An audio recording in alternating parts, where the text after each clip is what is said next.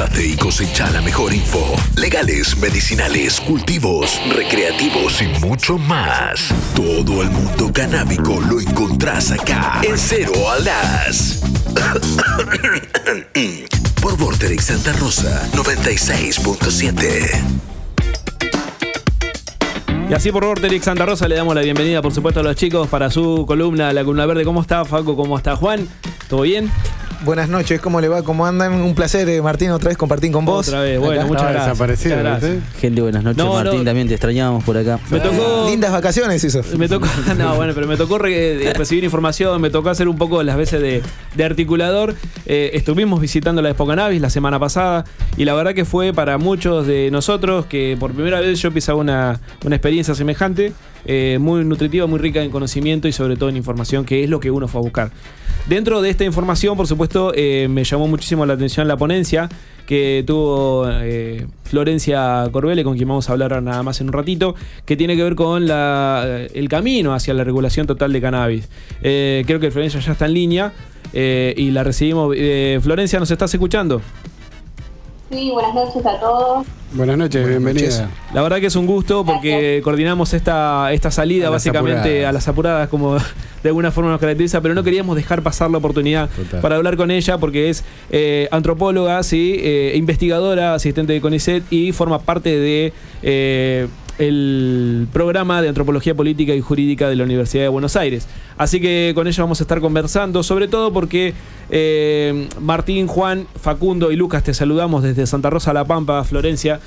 Para nosotros es un gusto, pero queríamos a través tuyo, primero que nada, dar una introducción con lo que presentaste en la Expo Cannabis, teniendo en cuenta que hoy también se vive un episodio en la ciudad de Buenos Aires que tiene que ver con un grito de empezar a descriminalizar, de dejar de prohibir de alguna manera todo lo que son los cultivadores, en este caso de cannabis. Sí, exactamente. Sí.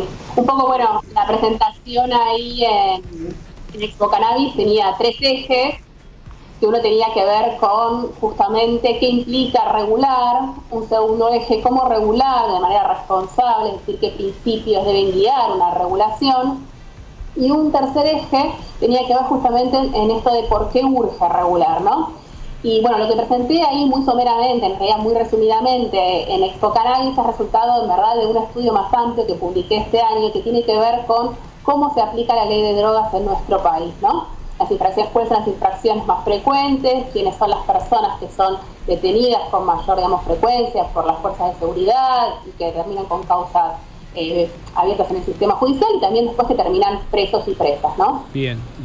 En el día de hoy y paralelo creo que también a la Expo, en la parte de afuera se estaba ejecutando una manifestación en el cual pedía justamente esto, ¿no? La regulación sobre todo de la parte legal de lo que son los cultivadores de micro o caseros, si se quieren, cuando paralelamente dentro de la Expo se estaba exponiendo, valga la redundancia, por ahí posturas para un mega cultivo y regulaciones, si bien le damos la bienvenida a todo lo que tenga que ver con lo medicinal, todavía sigue habiendo pibes que tienen por 4 plantas, están presos en un sistema carcelario que en la Argentina sabemos cómo funciona lamentablemente, ¿no?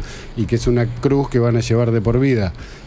¿Cómo ves esa lucha? ¿Cómo está hoy en día? ¿Y qué tiene que ver con lo que está pasando en las calles hoy mismo, en este momento, el día martes, que incluso está tocando la Delio Valdés, que va a salir con nosotros el día jueves? ¿Qué mirada le podés dar a estas dos posturas totalmente antagónicas, no? Sí, en realidad no sé si son posturas del todo antagónicas. En realidad, bueno, en varias partes del mundo estos dos asuntos se debatieron de manera, digamos, muchas veces separada. De hecho, en algunos países se llegó a hablar como de la existencia de 2 sustancias distintas. Una sería el cannabis medicinal y otra la marihuana, ¿no? Justamente para abogar por la legalización de usos terapéuticos medicinales del cannabis y por otra parte no habilitar los usos recreativos, de manera como me gusta decir a mí, los usos adultos del cannabis. Con lo cual estamos viendo una realidad que es bastante similar a la que hubo en otros lugares. Ahora bien, lo cierto es que aquí en la Argentina, y una de las cuestiones que yo traía en la charla, digamos, no podemos desconocer que al momento de pensar una regulación existen prácticas culturales de un colectivo que ha sido uno de los más afectados por las políticas prohibicionistas y que implica justamente reconocer prácticas como el autocultivo, los cultivos cooperativos y otras formas de cultivo colectivo, ¿no? Y un poco la demanda hoy en día, ¿no? Y que está hoy también presente en el festival que organizaron varias agrupaciones canábicas del país, tiene que ver con esto, ¿no? No existe una regulación posible con cultivadoras y cultivadores en la cárcel, ¿no? Con cultivadoras y cultivadores presos y presas.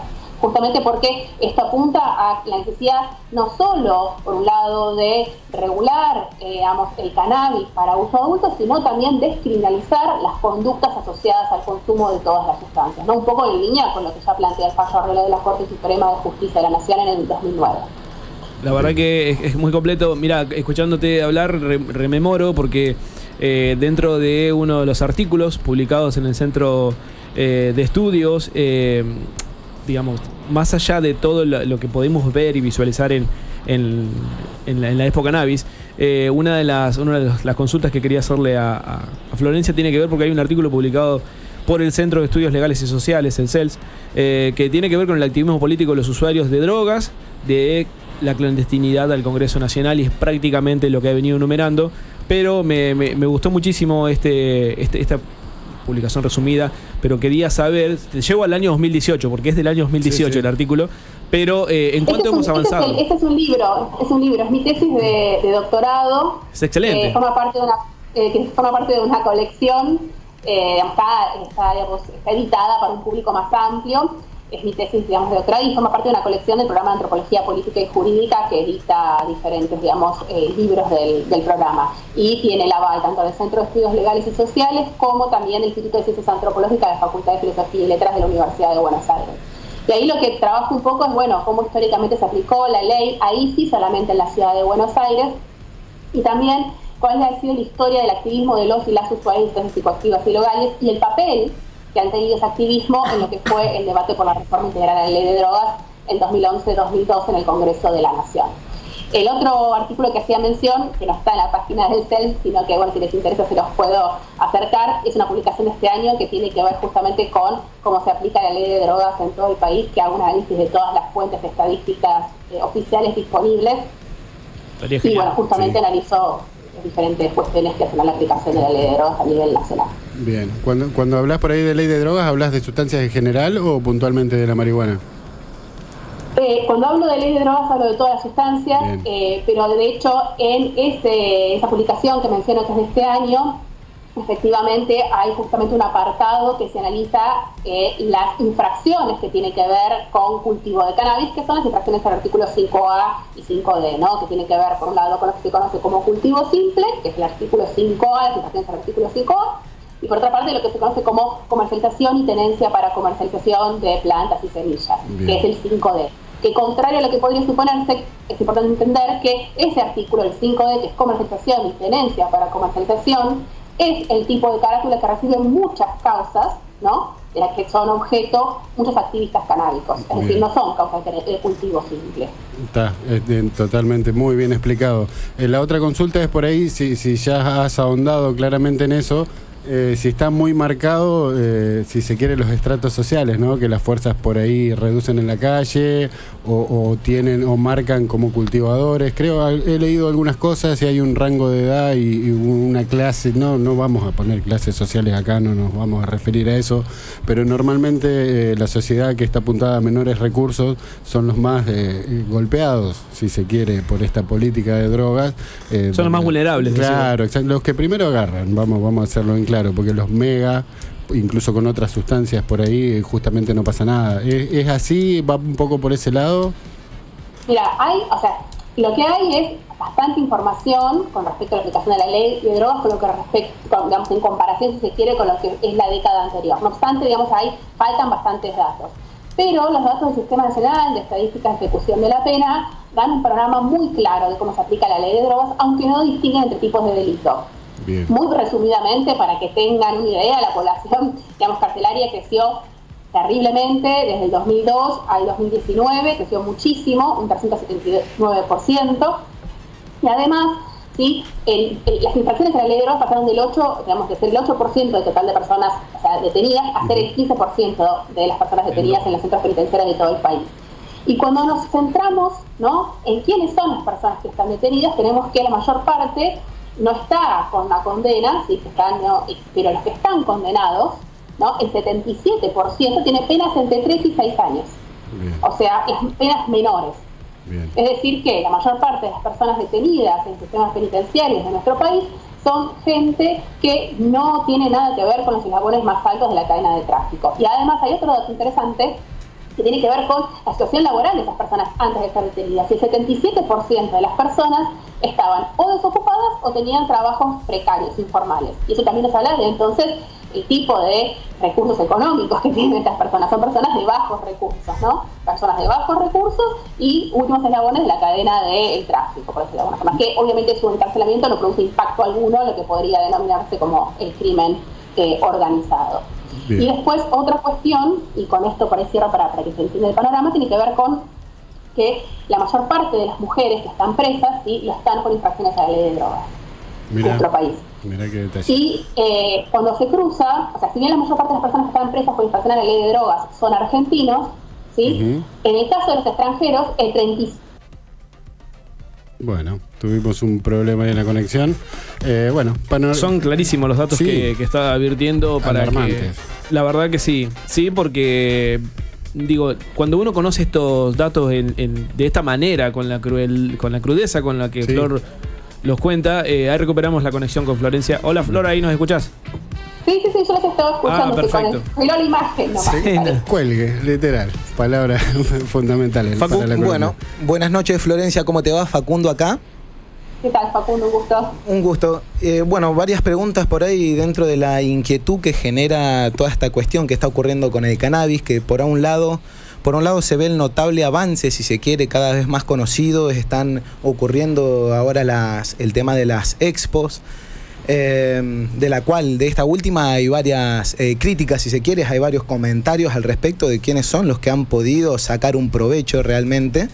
Y por el otro lado está esta cuestión de que aún hay presos en este momento por cultivar, e incluso gente que ha viajado a la expo, que ha sido detenida, revisada y ha sido demorada, digamos, en los aeropuertos viajando a estas expos, como esta Oveja Negra, un grow de Santa Cruz, que se quiso acercar a la expo para participar y fue demorado por el simple hecho de tener parafernaria. Ni siquiera una sola tuca, como para decir que estaban con cannabis encima, ni siquiera eso. Mi pregunta es la siguiente: la relación entre las dos leyes, digamos, por un lado la ley de drogas 23.737, herencia del dualismo tengo yo acá de los años 90 que surge, y por el otro lado la ley 27.350, que por un lado nos aclara que nos meterían presos por cultivar si no tuviésemos una autorización médica, y por el otro la ley 27.350 que dice que todo cultivo es legítimo. Necesariamente se encuentra una contradicción acá. Esa es la pregunta, para saber de dónde nos tenemos que aferrar nosotros, cualquier integrante de la comunidad canábica, a la hora de poder responder ante esta incoherencia por parte del Estado, porque hay una veta legal ahí. Hay una veta legal, hay una contradicción claramente. Mira, a ver, el panorama jurídico, digamos, en lo que tiene que ver con estupefacientes, ley de drogas, es sumamente contradictorio, y no solo a partir de la sanción de la ley 27.350, sino también, por ejemplo, ya lo que tiene que ver con la aplicación de tratamientos, digamos, compulsivos. La ley 23.737 habilita a los jueces a imponer tratamientos compulsivos, ¿no? Y la ley de salud mental expresamente lo prohíbe, ¿sí? Y también el Código Civil y Comercial de la Nación. Entonces ahí ya tenemos una contradicción que tiene que ver justamente con los tratamientos frente a situaciones de consumo problemático. Y por otra parte, en lo que respecta a la ley 27.350, ahí lo que tenemos son, digamos, un cuerpo normativo que reconoce los beneficios terapéuticos de la planta de cannabis, habilita el cultivo con fines terapéuticos, medicinales y paliativos del dolor, y por otra parte, ¿no? Y que protege a aquellos que se inscriben en el registro, ¿no? Y por otra parte, ¿no? Una ley 23737 que continúa penando el cultivo de cannabis. Bien. Entonces, en verdad, no todas las personas se pueden inscribir en el registro. Digo, para inscribirse en ese registro, debe declarar fines terapéuticos, medicinales o paliativos del dolor. Entonces no es que habilita cualquier tipo de cultivo. De hecho, para inscribirse en el ReproCan, uno tiene que entrar en contacto con un profesional de la salud. Bien. Muy bien. Gracias. Explicado. ¿Juancho? Florencia, buenas noches. Juanma de este lado. Decirle lo del nombre, que estuvo bueno el detalle. No, hoy estábamos. Qué buen nombre para esta columna por el tema de Flor, pero. Bien. Lo que quería consultarte es que entonces tu mirada es, o la mirada por lo menos también de toda la comunidad canábica, más que nada de la gente que cultiva y que lo hace por el solo hecho de amar a la planta, es que urge y es prioritario esta despenalización y esta descriminalización hacia las y los usuarios de la planta, podríamos concluir. Al cultivador casero, digamos, ¿no? Sí, claro, son como dos cuestiones. Sería, por un lado, descriminalizar las conductas asociadas al consumo de todas las sustancias, de todo tipo. Y por otra parte, regular, ¿no? el sistema de acceso al cannabis, la planta de cannabis. Para decirlo de manera sencilla, o sea, el sistema de producción, distribución, venta. Todo lo que va a hacer la industria vendría a ser. Que previo a todo lo que va a todo lo que va a hacer la industria canábica, que como urgencia y como prioridad esté esto de despenalización y de descriminalización. Descriminalización de las conductas asociadas al consumo, pues hay que regular el cannabis de manera integral. Y acá es importante, decir que es sumamente, o es central, si se quiere, que esté, previsto el autocultivo y formas cooperativas de cultivo, como pueden ser los clubes de cultivo, pero también se debe de, disponibilizar otras formas de producción, distribución y de venta, porque no todas las personas están en condiciones o desean cultivar ni tienen por qué hacerlo. No todo el mundo tiene espacio físico, no todo el mundo vive en una casa con un espacio para tener, plantas, tiene tiempo para hacerlo o quiere hacerlo. Y esas personas, muchas veces también la gente que consume el peor cannabis, por ahí no cultiva y también tiene derecho a consumir la sustancia en las mejores condiciones, que sean aquellas condiciones que supongan la reducción de riesgos y daños, ¿sí? Excelente, bien. La verdad que excelente explicación. Agradecidos por supuesto a nosotros. Para quien quiera contactarla, la puede seguir a Florencia en Twitter, @flor_corbele, doble L. Y obviamente ahí se van a encontrar con mucha data, mucha información, sobre todo también dentro de lo científico y la investigación. Y nosotros agradecidos por tu tiempo también, Florencia. Sí, total, porque fue a las corridas, salió, nos hizo el aguante ahí y puertas abiertas, obviamente. Será material de consulta por ahí para otra columna en este corto plazo. Así es. Muchísimas gracias, Flor. Desde Santa Rosa de la Pampa te saludamos y bueno, obviamente Vorterix Santa Rosa, por donde está saliendo en este momento. Muchas gracias, Flor, un placer.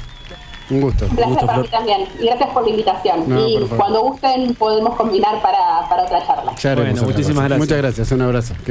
Florencia Corbele pasó por el aire de Cero a Las para la columna verde. Yo creo que ha sido muy clara y contundente respecto de cuáles son los aspectos a regular de manera inmediata, sobre todo teniendo en cuenta esto que marcaba Juan también, que previo a lo que es la industrialización en sí mismo de todo lo que es la industria, bueno, vale la redundancia, la industria del cannabis, hay algunas otras cositas que todavía están bastante flacas, y esto está marcado en las incongruencias de las leyes que intentan de alguna manera coadyuvar para que no haya conflictos de ley. Sí, yo por ahí mi postura es la que vengo dando a través de las columnas, que me da miedo esa parte, porque realmente veo que se está abriendo la beta comercial, pero se está abriendo para unos pocos, y me da miedo esa parte, ¿no? Que agarren ellos la manija nuevamente, estas dos posturas antagónicas que tenemos en la Argentina desde que existe el puto país, que es el campo con la megaproducción, y la parte estatal, metan adentro al pueblo, a los microcultivadores, dejen vivir la gente tranquila. La planta es todo lo que está bien,